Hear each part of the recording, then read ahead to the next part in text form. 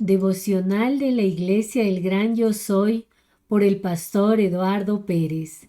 Juicio de Jehová contra Judá y Jerusalén.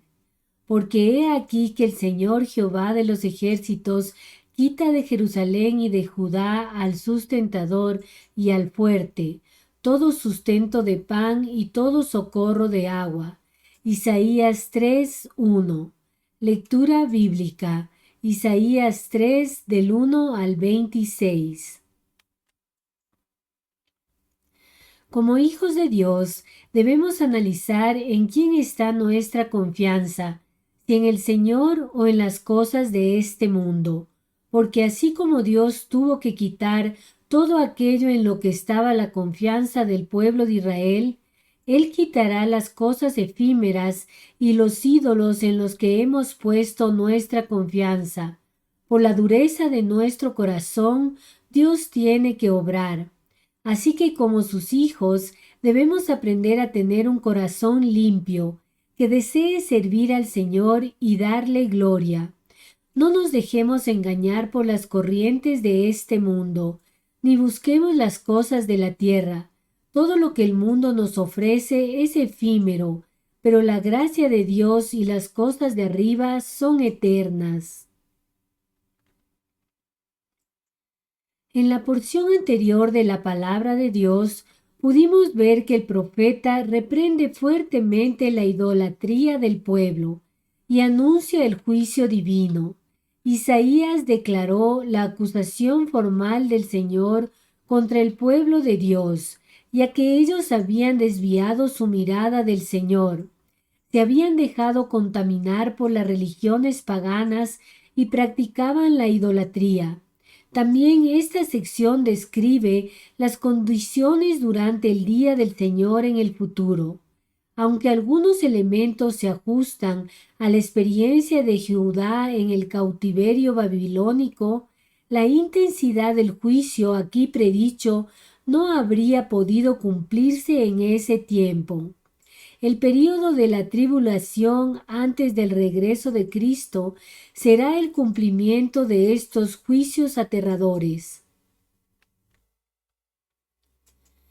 En la porción de hoy de la palabra de Dios, podemos ver que el profeta recalca la autoridad del Señor al referirse a él como Adonai, el Señor soberano sobre todos, con el título poderoso y guerrero, Jehová de los ejércitos. El juicio de Dios incluía la remoción del liderazgo del pueblo y la instauración de un gobierno con inexperiencia que conduciría a la nación entera a la degeneración y la irresponsabilidad en todos los niveles. La anarquía sería tan profunda que nadie quería aceptar una posición de autoridad sobre el pueblo.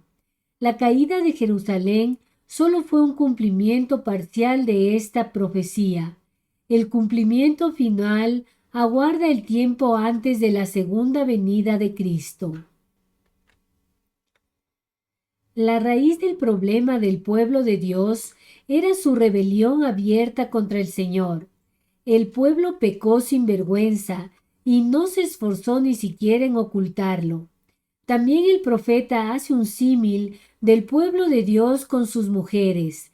Si bien las mujeres cultivan el culto a la belleza por rendir gloria a la vanidad, esto refleja el deterioro moral de las naciones que buscan apropiarse de la gloria que pertenece a Dios.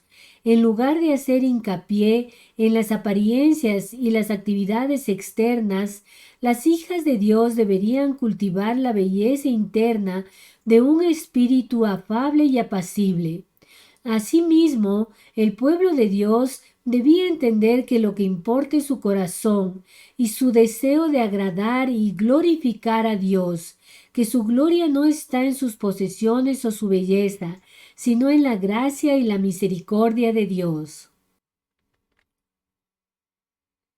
Dios se dispone a terminar con todo lo humano en lo que su pueblo había puesto su confianza. Los israelitas debían entender que en esta tierra no hay en quien poner su esperanza. El único digno de confianza y adoración es nuestro Dios.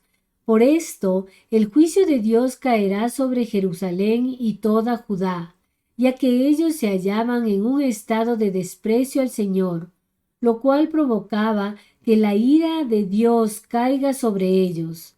Ellos verían su ruina por haber desafiado a Jehová. Ellos se enorgullecían tanto que despreciaron al Señor y no tomaron en cuenta al Creador del universo, quien los sostenía y a quien le debían toda la gloria y la honra. Como hijos de Dios, debemos aprender a escuchar la voz de Dios, a no dejarnos engañar por las corrientes del mundo. Aunque sus ideas parezcan lógicas y buenas, debemos poner nuestra mirada y confianza solo en el Señor. Estamos llamados a confrontar todo con la palabra de Dios y obedecer su voz. Cuando Dios nos exhorta, debemos arrepentirnos del pecado, pedir perdón y caminar para el otro lado. Aunque somos salvos por gracia y no perdemos nuestra salvación, debemos recordar que la fe verdadera produce obediencia y que estamos llamados a una vida de santidad, separados del pecado para la gloria de Dios. Contesta las siguientes preguntas.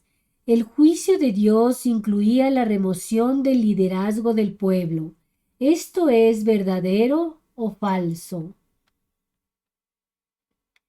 La anarquía sería tan profunda que nadie quería aceptar una posición de autoridad, poder, riqueza.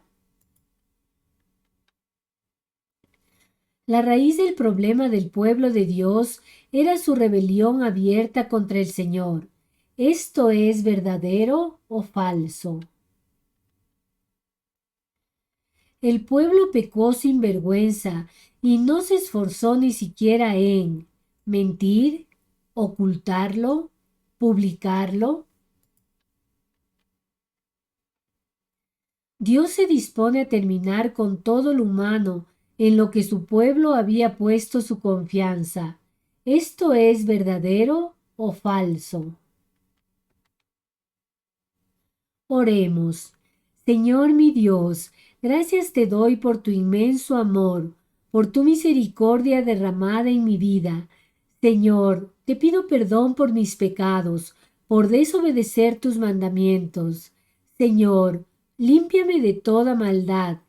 Mi Dios, yo te pido que pueda vivir constantemente aferrado de tu mano, escuchando tu voz. Perdóname por vivir sin depender de ti.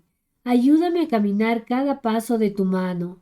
Señor, lléname de ti y permite que mi vida te glorifique. En el nombre de Cristo Jesús. Amén.